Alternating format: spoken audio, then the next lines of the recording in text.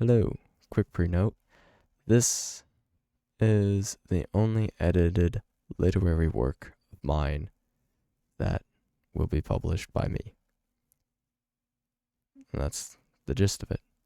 I just prefer the first draft, so anything else that I post, whether it's a poem or a novel or novella, whatever, will be the first draft. So, without further ado, I hope you enjoy the audiobook. Okay, we're recording again. I should go to the top. I'm not going to edit that out.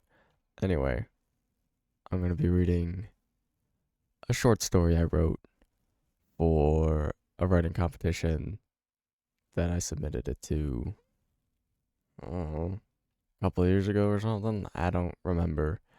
But it's fun, cute, short, as was per the competition rules. But here we go.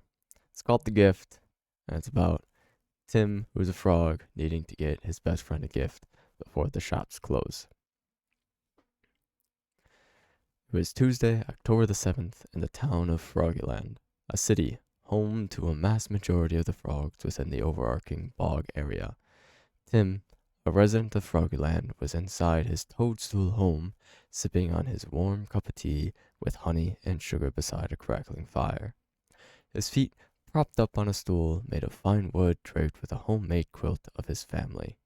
He was wearing his favorite fuzzy socks, topped with a fuzzball on the end, his favorite wool pajamas, and wrapped in a cardigan. He felt as snug as a bug in a rug. He was listening to his favorite album by the local band on his phonograph his mother gave him when disaster struck. It was his best friend Todd's birthday today, and Tim hadn't gotten him a gift. Tim jumped up in shock at his own forgetfulness, spilling tea all over his clothes. "Oh, great heavens, Terry," he exclaimed to his pet fly. "It must be all the work I've been doing," seeking comfort from his forgetfulness. While wiping down his clothes and rushing to his room, he knew that he must get out and obtain a gift before the shops close. He grabbed his wool slack shirt and overcoat, quickly threw them on, and rushed out the door. Tim's other friend, Jerry, was out on a stroll and on his way home. Tim, in his haste, didn't notice Jerry right outside his gate and nearly trampled him. Jerry, trying not to take too much offense, said, "Whoa! Slow down there, mate," cooing off at the end of his sentence. "Where are you off to so fast?" Tim spotted out gibberish when he first spoke. Jerry's heavily confused facial expression made Tim do a double take. He took a deep breath and repeated in a now calm manner, "It's Todd's birthday today, and I haven't gotten a gift for him.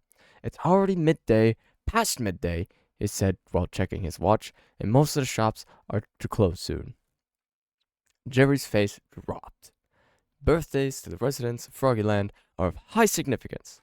They are the most joyous and heavily celebrated occasion throughout the year, even more so than Froggy Yule, the end of the year celebration throughout the entire bog area that is also referred to as Salendive and Todul. "You've forgotten!" Jerry exclaimed in a surprised tone. "You never forget birthdays." "I know!" Tim exclaimed back in an equally surprised tone.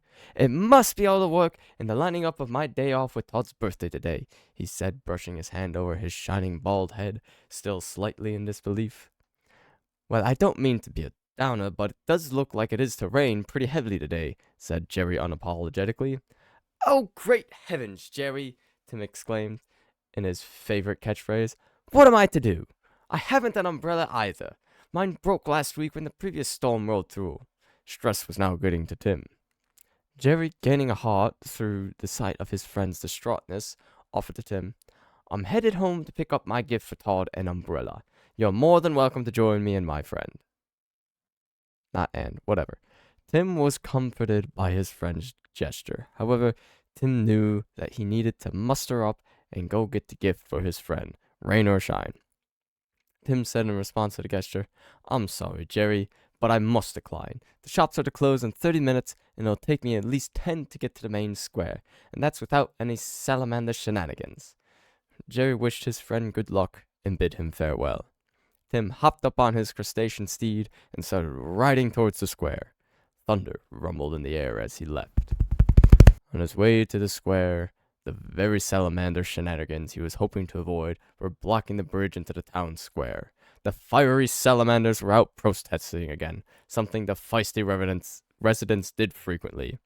They were the postmasters, hunters, adventurers, and occasionally construction workers, working alongside the toads, the more consistent, down-to-earth folk. Another problem, Tim thought. Not today.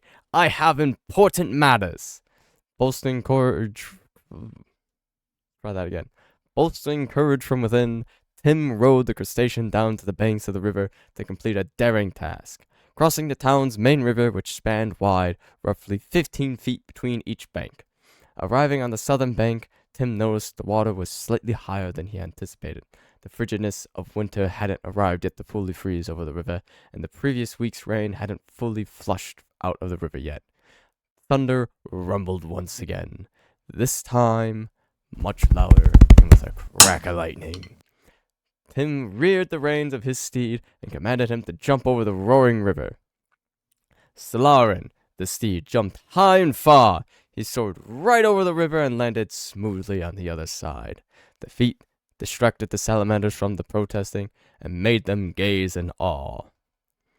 On the other side, Tim patted Stellarin and gave him praise for his great courageous work. He promised the best treats for Stellarin. Up the other side of the river, the two of them went, arriving in the square shortly after. Tim was handed another obstacle at the square. There were no hitches for him to tie up his noble crustacean steed. Another decision for Tim to make: leave his steed in the middle of the street and rush to buy something, or search for a hitch. Tim, pressed for time, made the decision to leave his steed in the middle of the street and rush into the boutique, buying Todd his favorite bouquet of flowers and a card to go with them. Something that nearly slipped his mind with all the hustle and bustle. He was even able to find scrumptious treats for Stellarin while in the shop. All done within 7 minutes, right as the shops closed.